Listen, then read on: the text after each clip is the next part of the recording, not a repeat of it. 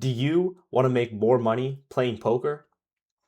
Learning proper preflop strategy is the backbone to being a winning poker player. Today is the first episode in my Learning Preflop series, which is going to cover all the preflop fundamentals in cash game poker. This video is going to be talking about opening strategy and the true necessity of proper preflop gameplay. Learning proper preflop gameplay is essential to poker mastery, as any mistakes made pre-flop will have a butterfly effect to all future streets. This will result in bigger expected value losses later down the line. Expected value, also known as EV, is the average amount of money a decision will win or lose over the long run. Every action in poker has an EV, and making the highest EV decision consistently is what makes you a winning player. It is essential to think about all hands in terms of EV, as it is a determining factor on whether or not a hand should be played. You should only raise your hand pre-flop if it is a plus EV raise. Otherwise, you'll be losing money on average over the long run. The expected value of a raise is determined by many factors, the first and foremost being the actual cards in your hand. The best starting hands are hands that have potential to make strong pairs or premium hands like flushes and straights. That is why high card hands are valued more, along with hands where the cards are connected or the same suit. If you want to just get the basic insight and a general idea of the best to worst hands you should be opening pre-flop, pause the video here. If you want the exact opening strategy you should be using in your games to have a pre-flop edge over 99% of the players you're playing against, make sure you watch to the end. Before I get into the exact opening strategy you should be implementing in your games to become profitable, I need to briefly go over the reason why we are raising in the first place, and what it means for a pre-flop open to be plus EV. The only reason anyone raises pre-flop is because of the blinds. If there were no blinds and no ante, no one would raise, because you're risking your money by raising for no reward, as everyone could just fold and you would make nothing. A good way to conceptualize opening pre-flop and determine what hands to open is thinking, is this hand good enough to risk putting money in to win the blinds? Fortunately, there is a definitive answer for what hands fall into that category, as poker solvers have come along and outlined exactly what poker hands you should be opening from each position. The last thing I'm going to talk about before I get into the exact hands that you should be opening pre-flop is why limping costs players money and the disadvantages of playing a limp strategy pre-flop. A lot of players think that limping lets them see a cheap flop, but when you limp, it's not like you get a discount to seeing the flop. You are just paying a tax to enter a pot where you don't have the strongest range, you don't have the betting lead, you go post-flop multi-way way more, resulting in you winning less pots, and you invite players with a stronger range to isolate you. Instead of thinking about it as, can I afford to pay one big blind? You should think, does this hand make the most money when I enter the pot this way? And the answer is almost always no. If you limp, you can also never win pre-flop, meaning you can never win the blinds by making them fold, and you always let the big blind realize their equity for free. On top of that, pots often go multi-way after you limp, making it harder to navigate post-flop, and you realize your equity less on average. Additionally, you give up the betting lead, meaning you do not have the strongest overall range when going to a flop. You are saying, I have a hand I wanted to play, but didn't want to raise, letting opponents with stronger ranges bully you post-flop. And if you limp a hand like aces as a trap, you are now playing multi-way for less money with a hand that wants to be playing heads up for as much money as possible. Limping is not a way to see a cheap flop. It's a leak caused by players paying a one big blind tax over and over again because it gives them the perception that they get to see a flop cheaply, instead of the reality where they are slowly leaking profit for no reason.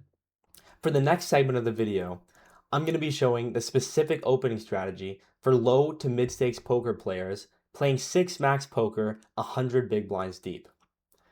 I will also be talking about any changes that you should be making pre-flop if you're playing deeper stacked or under different rake parameters. If you are truly able to master pre-flop fundamentals, you'll have a substantial advantage over anyone at your tables who has to do guesswork when they look down at two cards. The first step of learning the exact cards to open pre-flop is understanding how to read a pre-flop chart. This chart tells you exactly what hands to open from each position and the EV of each raise. The EV of each raise is shown in the bottom right hand corner of each hand. However, I will not be leaving it on for this video as it's not relevant to what I'm talking about. The first thing to go over is a diagonal that goes from the top left hand corner to the bottom right hand corner of the chart. This diagonal represents all the pocket pairs from pocket aces down to pocket twos. Anything on the right side of these pocket pairs are suited hands. An example of this is T6S, which stands for 10-6 suited, and anything on the left of these pocket pairs are offsuit hands. An example of this is KJO, standing for King-Jack offsuit. Pre-flop charts were designed to show what hands to raise from every position at the table. I use GTO Genesis, which is the highest accuracy solver as it solved the closest to equilibrium.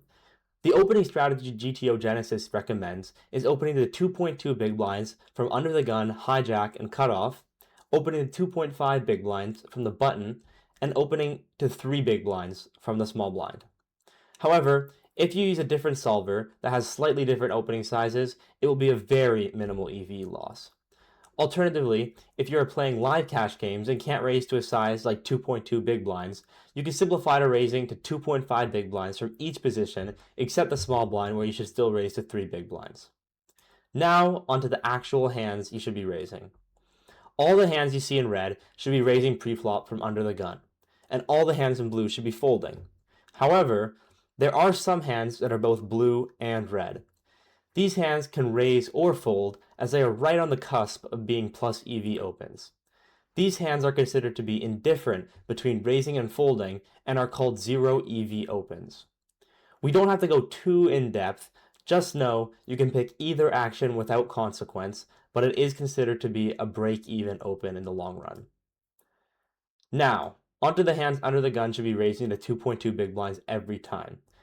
All pocket pairs from pocket aces down to pocket sevens, all the suited aces, and offsuit aces down to ace 10 offsuit, suited kings down to king 7 suited, and offsuit kings down to king jack offsuit, along with suited queens down to queen 9 suited, with jack 10 suited and 10-9 suited as well. It is also perfectly okay to raise any of the indifferent opens, such as pocket sixes and pocket fives, king 5 suited, king 10 offsuit, and 6-5 suited. The percentage of red in any of the individual hand boxes is a percentage of the time you would raise in theory. This sounds complicated, but it's very simple. For example, pocket sixes. The red in this box takes up 61.2% of the box. This is seen on the right side where it says raise 2.2, 61.2. That means, in theory, pocket sixes is raising 61.2% of the time. But in practice, it's okay to take either action at any frequency, since players in real life never punish frequency errors. Now, moving on to the hijack. Every player who folds before you allows you to open a wider range.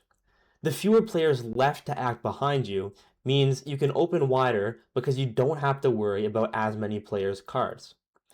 This means that from the hijack, you can now open to 2.2 big blinds with hands like Queen Jack offsuit, Ace 9 offsuit, Queen 8 suited, King 6 and King 5 suited, 10-8 and 9-8 suited, along with pocket sixes and pocket fives pure, meaning 100% of the time.